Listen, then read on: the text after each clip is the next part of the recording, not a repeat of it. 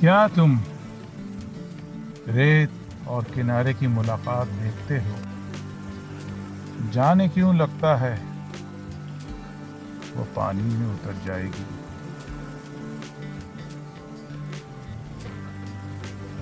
دونوں ساتھ چل تو رہے ہیں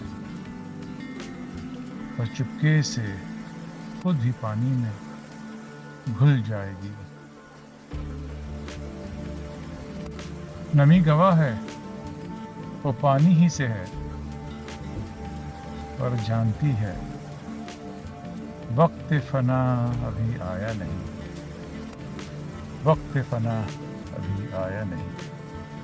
ملاقات تو طے ہے پر وقت ملاقات ابھی آیا نہیں۔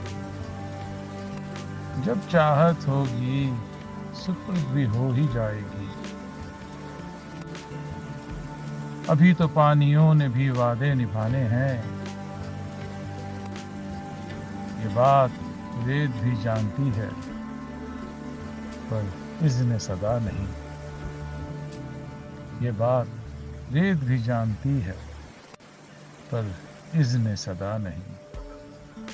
نگاہیں مل تو جاتی ہیں پر ٹھہرتی نہیں، نگاہیں مل بھی جاتی ہیں پر ٹھہرتی نہیں۔ خاموشی بھی کہتی ہے ابھی وقت آیا نہیں، ابھی وقت آیا نہیں۔